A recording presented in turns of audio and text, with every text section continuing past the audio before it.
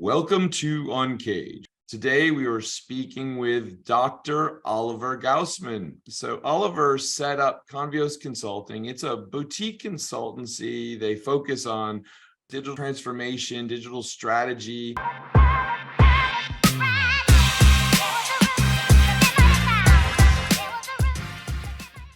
Tell us a little bit about you and your career today. Yeah, so my background really is in economics. Studied economics and did a PhD in technology. But it really started much earlier when I started glider flying with 13 or 14, I discovered my passion for combining different topics in different areas. Right, when you're an aviator, when you're a pilot, you need to know your instruments, you need to know your the surrounding you're in, your meteorological conditions, you need to know your airplane, human behavior, psychology, and all this kind of stuff. So I was always driven by combining different aspects of different fields. So my background has always been to be both in economics, but also understand and seeing that technology becomes a driving force for today's economics, to also combine these two fields. So that's really what's driving me, driving change through the use and by leveraging technology. That's great. And you mentioned a couple of things, before we started the show today, but I'd love to hear just the broader Convios Consulting story. And then we'll talk a little bit about what you and the team are focused on right now. Yeah, so Convios really is a spin-off, a university spin-off, founded more than 10 years ago, in 2006, when I was doing my PhD in technology, together with a colleague of mine, we did bring the latest and greatest from science basically into organizations, starting with inter-organizational systems. So how do you apply technology across borders of organizations in supply chains? First initiatives and projects we had were in supply chain management, supply chain planning, for example, at Fujitsu in Augsburg, and big automotive companies and organizations in Germany. And that was really a leapfrog development for us at Convios to make sure we bring this digital change to organizations and really see what's coming from a science and research background. We've then worked in different other fields, in gaming, for example, in gaming environments, which have been among the first ones to bring these kind of web-based software as a service solutions to a lot of consumers. Right, if you think about gaming, really has thousands and hundreds of thousands of users across the globe in different languages, different perspectives. If you look at the UI/UX on the front end, right, you have right to left, you have Chinese, you have different languages and different styles on how applications and these systems have to look like. You have fraud, so you have all the data security and security elements, etc. So that was an interesting journey.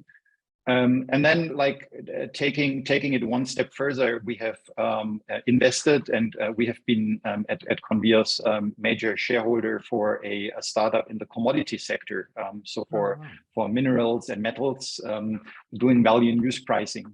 So something completely different, you would believe, to gaming, right? But on the other side, if you think about it, it's pretty much the same, right? You have a web interface, you have you have complex calculations. You have a lot of professional users that want correct calculations in the front end.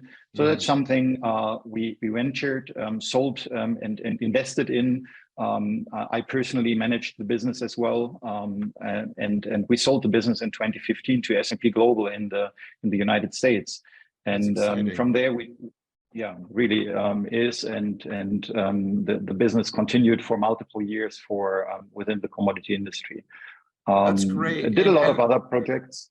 And I mean, Convios clearly is doing quite a variety of things, but I'd be curious to kind of hear your take on the business landscape. I mean, here we are in 2023, we've come through this lovely moment with the pandemic. And what are you finding is on the minds of your customers right now? I mean, so technology development is really a light speed, right? So if you talk about, and in different industries, you certainly have different focal point where to look at. But one thing that is really common across all the different organizations, be it small ones or bigger ones, is regulation and compliance and governance as well, right? Because if you look in a bigger organization, let's say an insurance organization, right, and you have multiple technology entities that basically build services for you. Right, and you have the regulators. In Germany, we call this BaFin, Bundesanstalt für Finanzdienstleistungsaufsicht, probably for your international audience known as in the Wirecard context, right? So we Germans haven't been great at, in some instances, we haven't been great at regulating or making sure you follow the compliant and you're compliant with your organization and you follow governance rules and procedures, right? But even more so, nowadays regulators are faced with looking deep into the organizations, making sure they you have the boundaries and the frameworks to work in, right, in these insurance and big financial organizations, right? So one thing, especially in the finance industry, I'm looking at is really to what is the delivery model for these big organizations? How can we make sure to deliver value to our customers while staying compliant and within the boundaries that regulators quite rightly provide to us, right? Yeah. And so in this sense, staying agile, right? Staying agile while being compliant. And yeah, this is it's a really interesting time for that discussion, because I think that you saw companies that perhaps, especially in the financial sector, that were a bit risky. They embraced risk, perhaps, and exactly. Now they've been caught out. And it's always funny.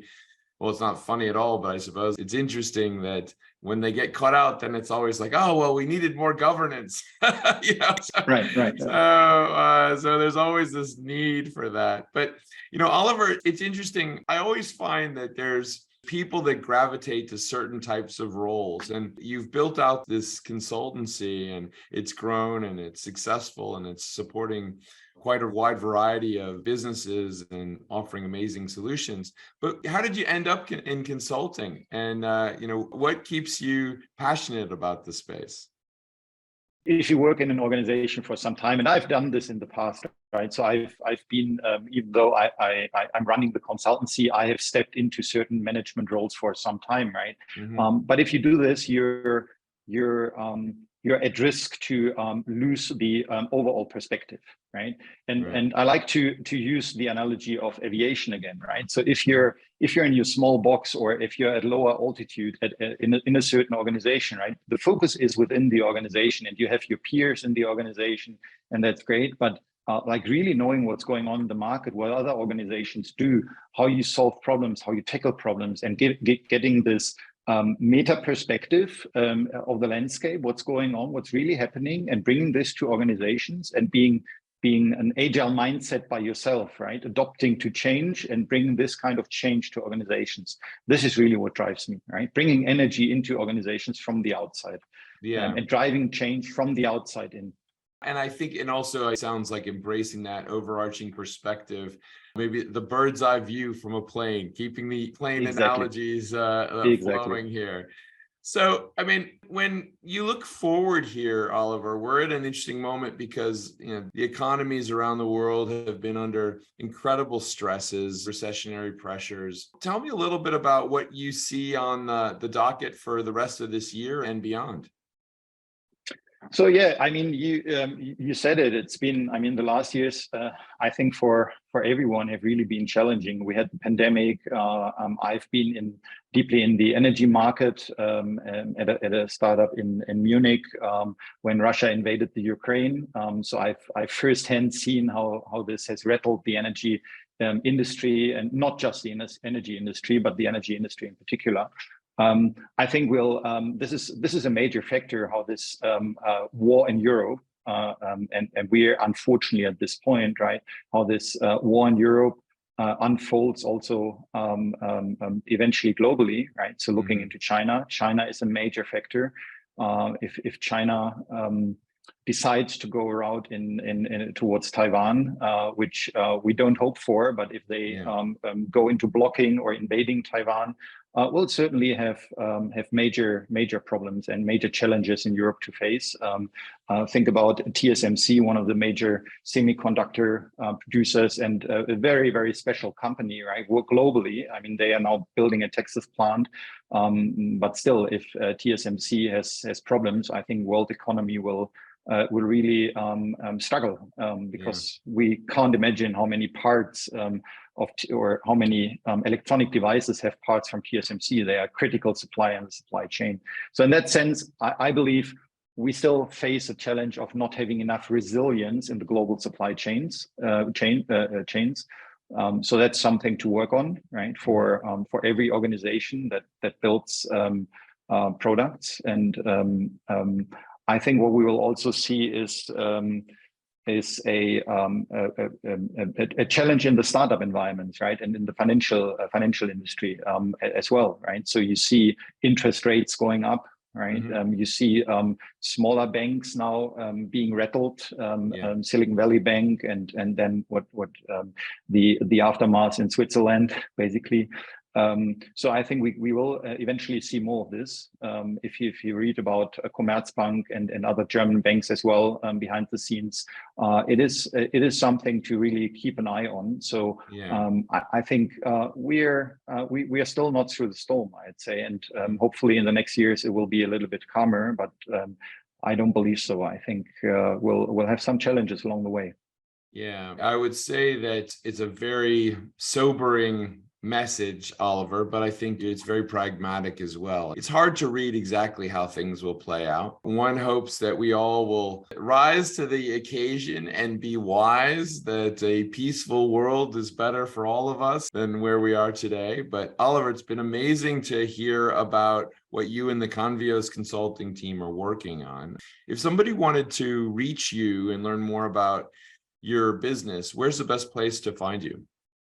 So certainly a website, www.convios.com. You can find me on LinkedIn as well.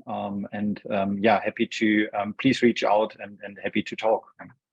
Excellent. Well, we've been speaking with Dr. Oliver Gausmann about his business, Convios Consulting. He's the CEO of the business. It's been operating for over 17 years, dealing with really the challenge, but the opportunity that digital transformation offers businesses and helping them grow, and really now aligning technology with the lovely challenge of governance, making sure that we are applying that governance in a way that still allows companies to embrace innovation and the opportunities that innovation allows, as well as scale. So, Oliver, wonderful to chat with you today, and we look forward to having you back. Likewise. Yeah, thank you very much, Brent, and looking forward to be back at some point. Thank you. Cheers. Cheers.